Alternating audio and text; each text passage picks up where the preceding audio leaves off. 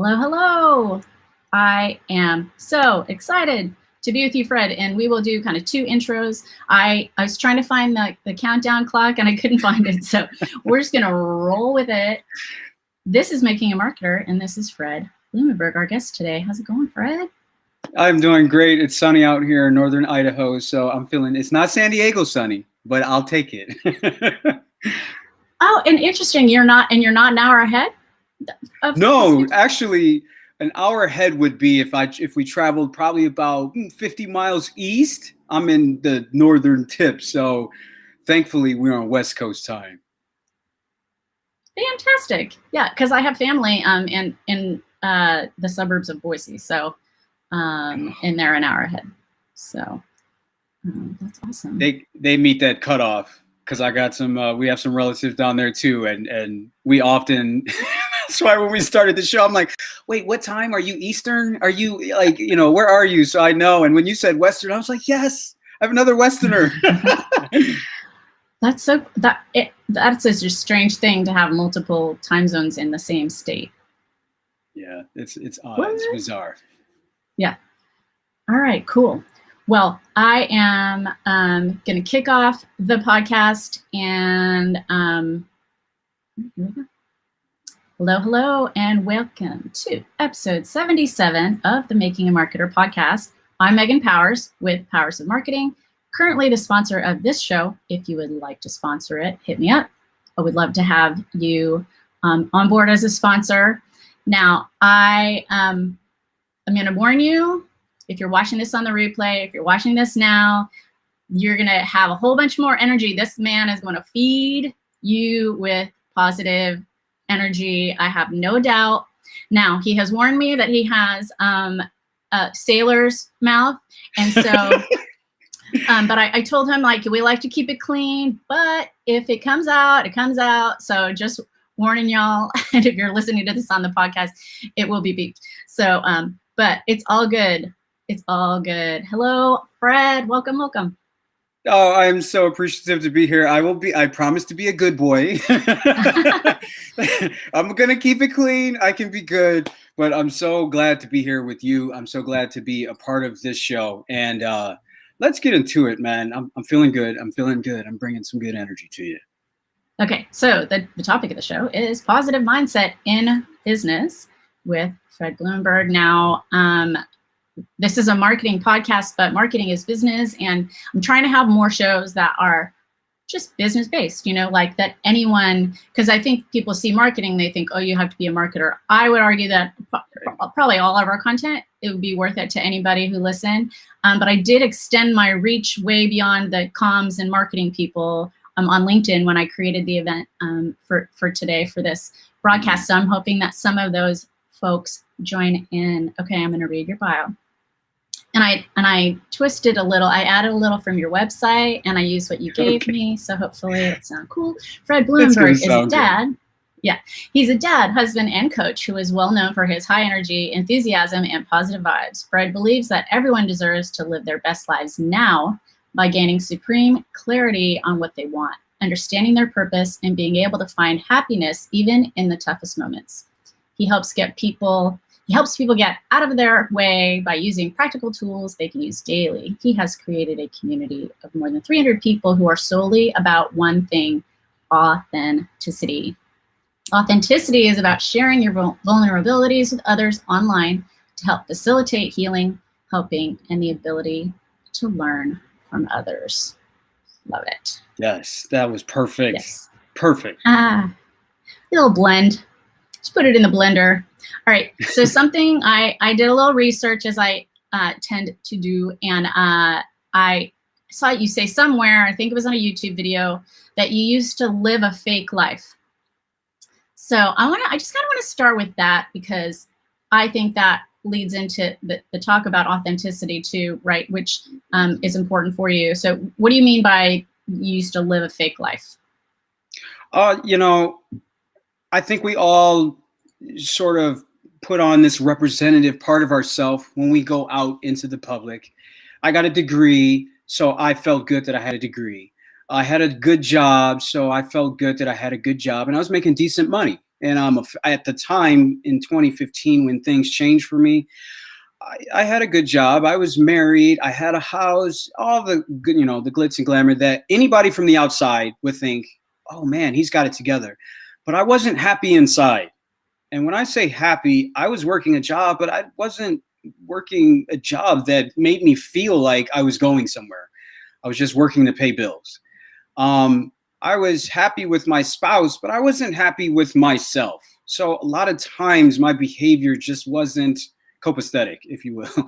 And that to me was just, I'd get in public and I'd get around people and I'd act like, oh yeah, things were good. But inside I had turmoil. I just did not feel 100% myself. I was insecure and I just was not confident. And so that to me is what I meant by leading a fake life. It's someone that just purposely goes out knowing that deep down inside, you're not being truthful. You're not even being authentic to yourself. You're more or less, fooling yourself. And that's what I was doing. And I knew this. I knew this, but I would always go back on, I got a degree, I got a good house, I got a job. And so that kept that facade up until it didn't after a while. Well, and I think, and I had a conversation with a friend about this the other day, actually, because she and I over the last few years had talked several times about her not being happy in her job. And so we went through this whole thing of her updating me and us going back and forth. And I said, now, tough love here. This comes back to, it's just because it's safe, right? You're still there because it's safe. And she said, she thought for a second and she said, yeah, exactly. That's exactly it. Like she's afraid to go out on her own, or there's something that's holding her back, right? That to keep her from taking that step to live her most authentic life, which is to not keep that job. Yeah, and that's scary because I call it the black and white. You know exactly what you want and you know exactly what you don't want. The gray is how we feel about it. And Right. So I often tell my clients, and I even tell myself, look, I get caught in the gray, but I tell people the gray is to trigger you to make a choice, not to stay there feeling some type of way. And that is where I was. I was stuck in how I felt. And then I would revert back to, oh, well, I got a good job. I got a family. I'm married. And I would constantly keep myself in purgatory. And so I was afraid to make a move because what if I failed? Oh my God, my facade would crumble. And that's where I knew I had an issue. Well, so and if we're honest with ourselves, that you're probably not as good in that job anymore as you should be either, right? Kind of feeds on itself. Yes, because deep down, this is not for me.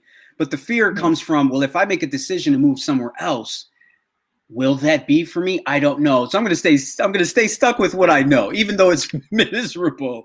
And so, we know this, but we're afraid to go attack that fear. So eventually at some point, I tell people, you're either going to get tired or you're tired. And tired means, my granny used to say tired. She said, you're going to know when you're tired when you are completely done with your situation. You must change. When you're tired, you're willing to deal with it because it's not really pressing you. So that for me, I knew that I was faking myself out by, really just living this continual lie. And so I couldn't even fool myself anymore. That feeds into Jen's question. What were some signs that you experienced that you weren't really happy? And then I'm going to take that a step further. Then what made you make a change? Signs. Great question. I think when I lost my job, that was like the end. But there were noticeable signs that I knew from within. I drove an hour and a half to and from work.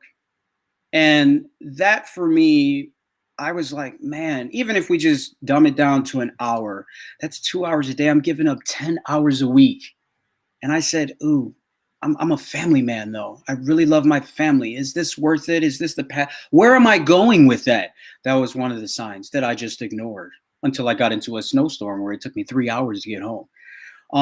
Another sign was we would constantly be fighting about money.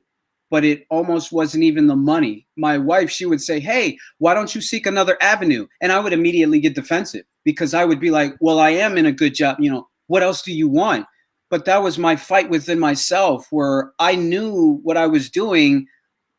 Not only was it not going towards anything in particular, any particular goal whatsoever, but I just knew I was just paying the bills. And I just laid back on that as sort of a, you know, that was just my card to play. So that was another sign. And then another sign was I dreaded Mondays. And I said, look, man, at the time I was 37. So I'm like, I was approaching 40. I'm like, I only have so many days, so many Mondays left. If I hate my job, that is a clear sign. Something's got to change because I can't continually do this as if it's a jail sentence. This is not going to work. So those eventually got to the point where extenuating circumstances happened at the job. I'm not going to get into where I did resign and where it felt like things were falling apart. They were falling into place. But I think people miss it because we want everything to just be a straight golden path of perfection.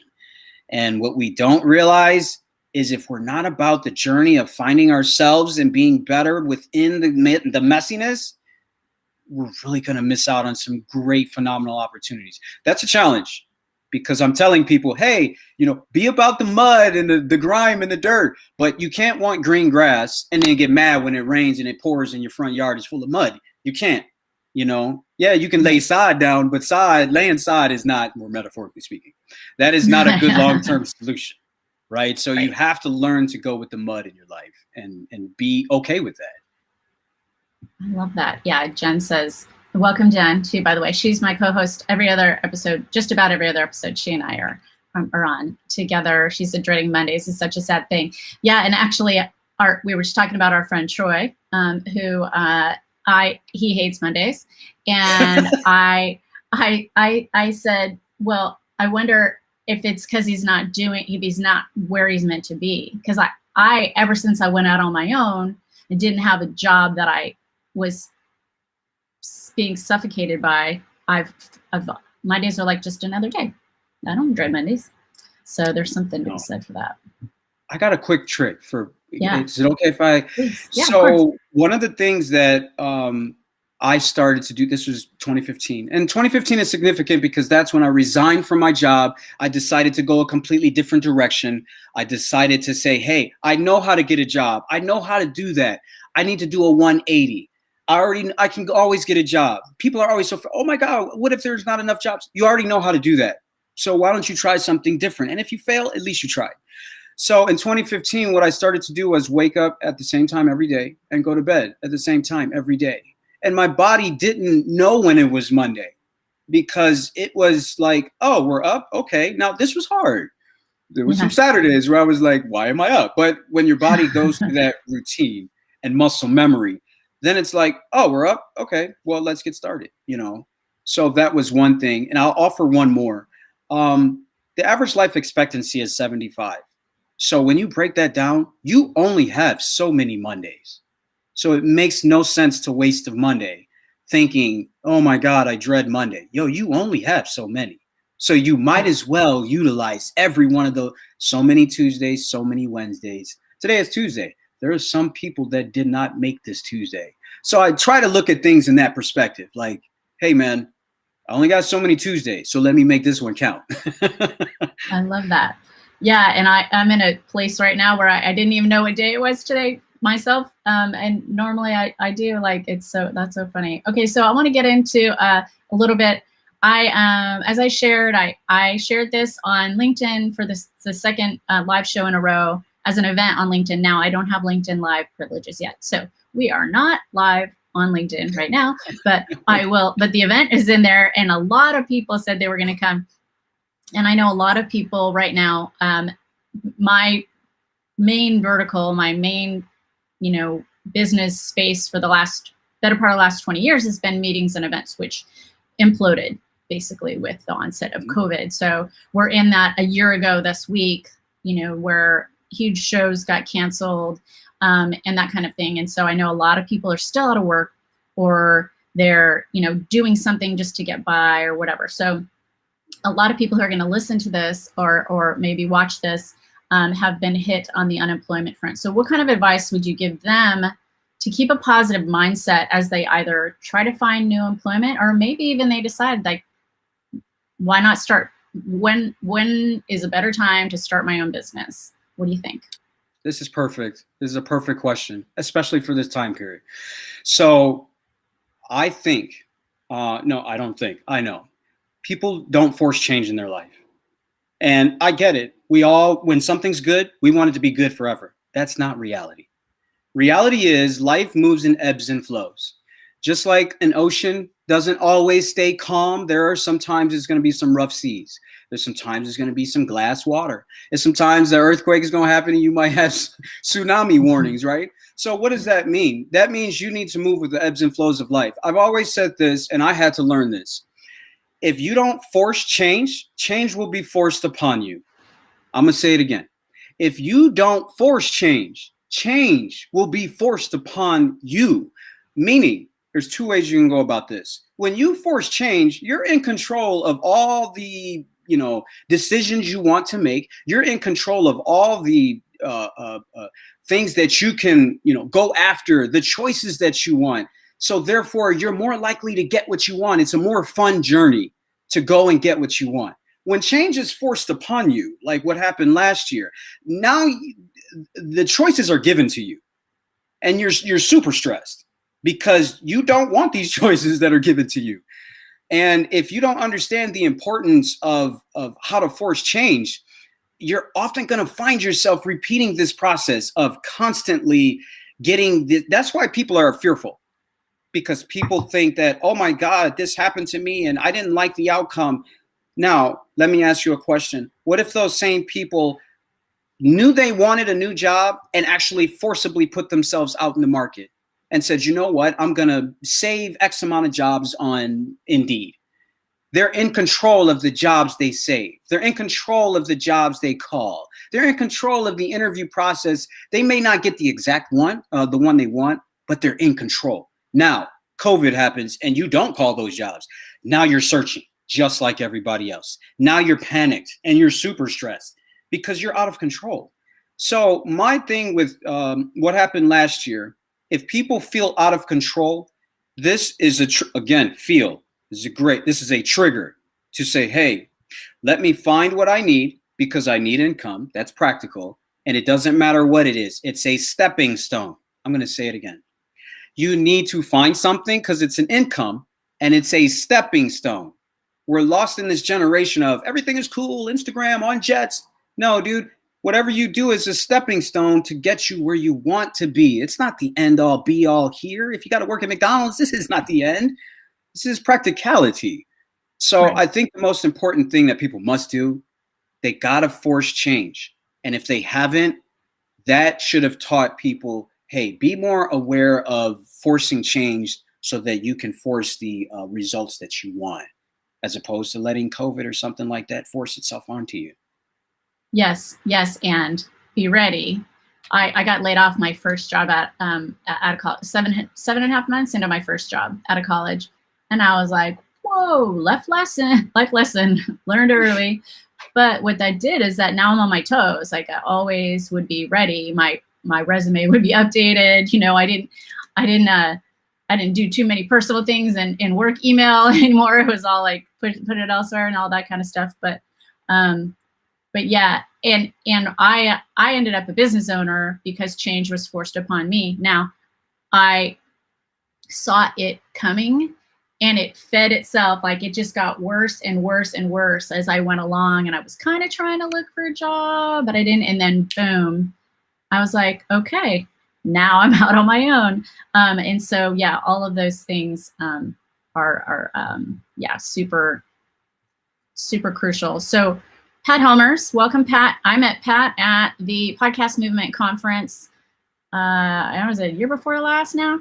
And he's one that came over from LinkedIn. What if you don't know where you want to go? That's a great question, Pat. That is a good question. I think it's time to sit down, and we all naturally know what we like to do. I think we block ourselves by thinking currently. Let me say that again. we block ourselves based on where we're at right now. I don't have enough money. I need to pay the mortgage. The rent is behind. My marriage relationship is not as good. The kids drive me crazy. Like, if you put all that aside for 1 second, what is it that you want to do? So get clear on what is it that, like, sit down with yourself. And I'm saying this as simple as I possibly can, because most people, we don't often just sit down in quiet time, because when we're on quiet time, what do? We get on our phone and we get on social media and we're searching and we're on YouTube. You got to sit down with 10 minutes with yourself. And literally, this is the time to devise a plan, basic plan. What do you want to do with your life? Sounds like a real trite question, but really get serious. Like, what do you want to do? And write it out. And then say, hey, everything that I attain now, whatever job I get, is a stepping stone to either learn something or to get somewhere. You might have to network with somebody at a new job. You might have to get some insight from a specific position. You don't know that. But when you go out with an open mind, you're receptive to what you can earn from this. I'm not saying monetarily. I'm saying knowledge-wise. And then you might meet that person that might be your help down the road. So everything is a stepping stone. So I say get clear. Get clear with what you want. Write down 3 things that you really want to achieve in your life and reverse engineer from there. And it's not about perfect plan. Plan will get blown up. It's about, will you take a step towards that direction, or are you going to go down the road that you already know? Yes, and doing things because of more than money will also help you manifest those things that you want. This podcast is a perfect example. This isn't a revenue stream for me. This is a way to build community and, get with people in the industry, meet people like you that I wouldn't have met otherwise, and to help people just flat out, but I often get that question. How do you monetize your podcast? How do you, everything is about monetization for everyone, but I think you're right. Like, if you look at it from a different perspective, the money will come. Like, I know that I've gotten referrals for business because of this podcast. I know that I have it's a credibility thing too, right? So if we just do the things that we want to be doing, then would you agree that then things will come? Yes, I got a great story on that. Okay. You're going to laugh at this one. So when I was young and I thought I was the man, a Mac, and I was in college, guys, we're always about the one thing, right? I'm going to keep it clean. And so oftentimes being about that one thing, what do? We just focus on how to get that one thing. We don't realize it's about communication. It's about being present in the moment. It's about actually having a good conversation that can flow. And then when things get good, perhaps you can get to the next date, et cetera, et cetera. Why do I use that as an example? It's because when people talk about, hey, just start up the podcast and monetize. Hey, how about you just get on there and talk about a specific topic that you know without needing likes, views, favorites, shares, retweets? How about you just talk? Can you do that consistently? And then if you have an audience, how about you interact with your audience? And then if you're interacting with your audience, how about you, spice it up with your shows, maybe have them on your show. And then the monetization and all that other stuff will come. But if you start out wanting to be about money and all that other stuff, you're going to deny yourself any of access to that. You can be like the dude that just is looking for the one thing. I mean, you won't get far. So that has always been my philosophy, especially when it comes to social media. Don't just do it to be seen or get numbers. Do it because you have a message and you're looking to connect with other people just like you. Exactly. Yeah. And this is going so fast. It always does on these live shows. But we are going to go on Clubhouse at the top of the hour. So whatever time zone you're in, it's the top of the next hour. For us, it's going to be 3:00. So we'll get some of the questions that we didn't get to in the show, but I do want to make sure that I ask a positive mindset. It's not just for ourselves, right? Like, talk to us about how our mindset affects other people. This is great. When I worked in a special, a therapeutic day school for special ed students, I was a paraprofessional. I was also a teacher. And one of the most impactful things, it didn't matter how much you knew, it didn't matter your degree, didn't matter how long you were working in the field. the most impactful thing was your attitude. Because these students were coming from backgrounds, divorced parents, abuse, nonverbal, behavior disorder, suicidal. Bro, if you come in there as a para, bringing your baggage, you're just compounding a situation. So I used to have a thing when I went into work. No matter what I was dealing with, no matter how much baggage was on my shoulders, when I crossed that line to enter into my job, it was all about somebody needs my good energy. Now, people might think, well, what if I don't have the good energy? Find somebody that does. A lot of people don't do this.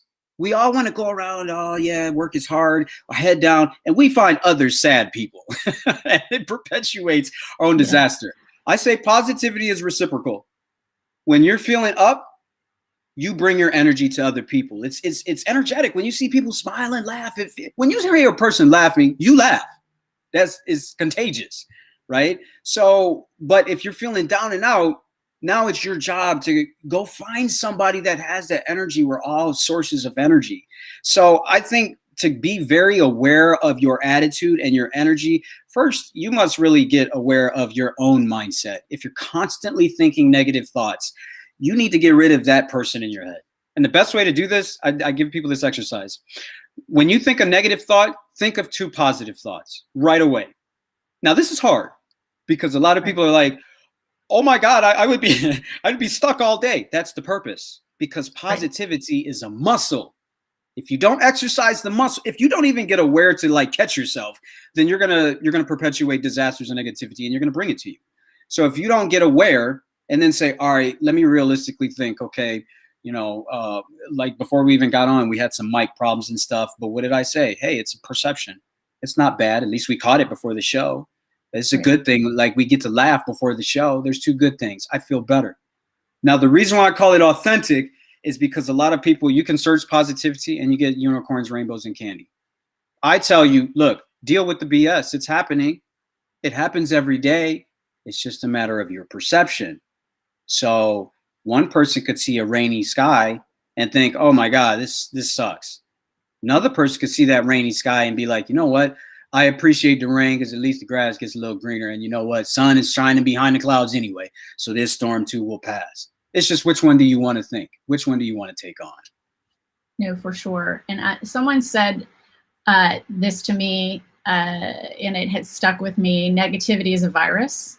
And I do think that is the case. And I probably have been someone who was that virus at one point or another. And so, but I'm trying, I think I've gotten to a place in my life where that would never be a factor again, because I won't let it. But I think that's super important. I love that. All right, we're going to talk about imposter syndrome on Clubhouse, because imposter syndrome is a real thing, right? For sure. Yes. What can we do each and every day other than, that's a great tip. I started keeping a gratitude journal. I was just ready to say that. I start every day, and I try to, and I make myself write 5 things. Now, sometimes that's really, really hard because I'm trying also to not duplicate something I've said before. And so it's like this cozy blanket, my view, great coffee. And I'm like, what's something else that we can do each and every day to help keep ourselves in a positive mindset in business, not just necessarily in life, but in our business? This is good. I talk about business as like parenting. I have 4 kids, okay? 12, 10, 6, and 4. It's craziness. Like, it's insanity at best.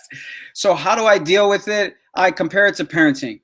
There are a lot of hard moments. When I say hard moments, there are moments I've questioned myself, like, why did I have kids? Like, am I crazy? What did I do this for? And I see money just flowing out of my bank account. My kids spill something, they break something. I'm like, I just want to run away sometimes, And the reason why I make that comparison is because at the end of the day, I love my kids. I wanted to be a dad because I didn't have a dad. So I had a strong why. So you have to have a strong reason why you're in business. And it can't be connected to money. It's got to be connected to something that will drive you even when you're grounded down to powder. You're like, I'm still doing this because I want to do this. This is my why.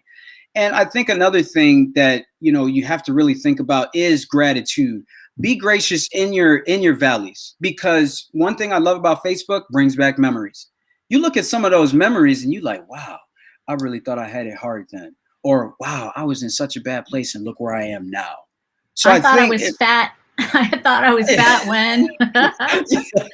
Yeah, I had less gray hair. Like, Authentic, I'm just saying, yeah. Yes. So one thing I loved about your gratitude, the small things, not being gracious of this. I had an award. No, I'm grateful that I can create my own schedule. I'm grateful that I can take this opportunity and, I can go walk with my kids without being worried about, oh my God, I have to, call off and make sure I get somebody to work for my job. You know what I mean? Like little things in business. I'm grateful to be able to connect with real people that believe in me.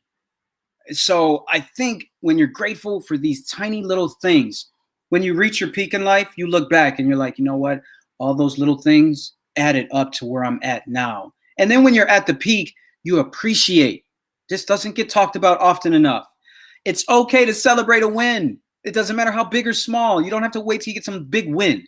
You can celebrate the smallest win. I literally, if I get $1 from a sale, I'm like, yes, yeah, $1. I will celebrate $1. I don't care. Because if I can't celebrate $1, how am I going to celebrate $1,000 sale? So little things. Gratitude and being appreciative definitely adds on to that. So yes, those would be mine for business.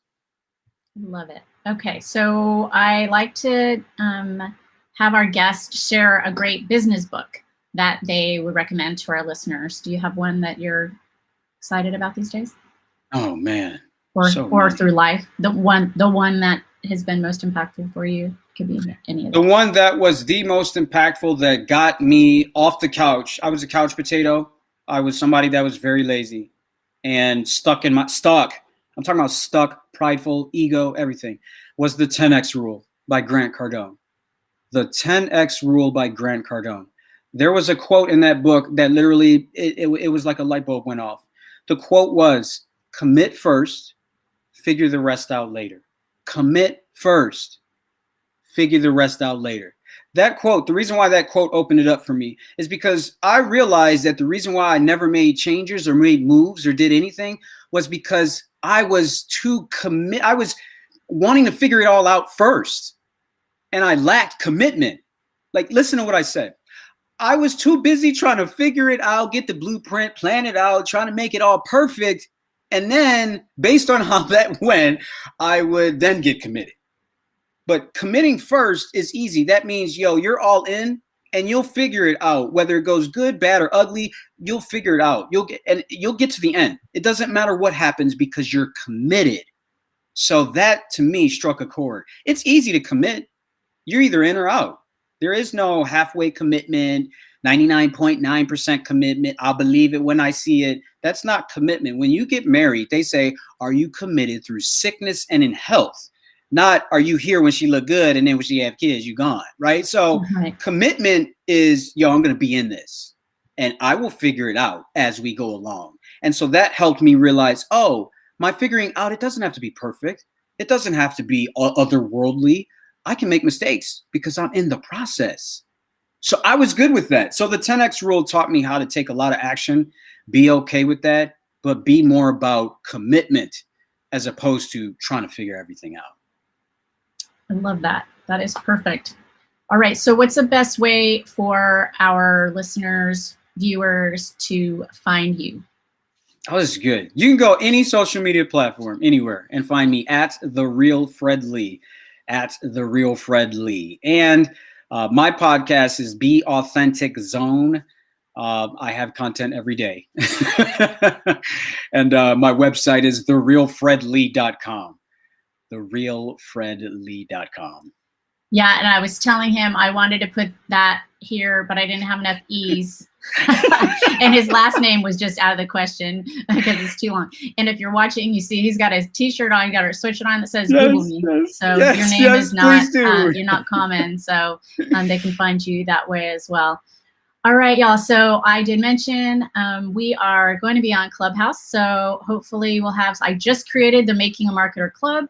I was on a walk on Friday night, and someone had and I just took a look at Clubhouse, and someone had a room that they had just opened it up to creating clubs in app. So everyone was like, you know, the Wild Wild West, everyone just like going and claiming their clubs. So this will be our first. We did go with Gary next week. We did go live on Clubhouse last time, but this will be the first time under the Making a Marketer Club. And soon we will have a website, makingamarketer.club. So in the meantime, you can follow our Twitter. But Fred, thank you so much. I love this, and you are an inspiration, obviously super positive, and everyone will learn a lot more from you, and you'll get to hear his sailor's mouth and in the other avenues. Oh man, I appreciate you. I appreciate you for having me, introducing me to your audience. See, I was clean, no curse words. I was clean. I can be good. I know, I get it. And but I do know, like, when you do get like that fire and you start, that's when you start swearing, when you just get like really up. So my friend Jennifer Knapp said, thanks, great session. Thanks, Jen, for being here. All right, y'all, this has been episode 77 of the Making Your Marketer podcast, and we will catch you next time.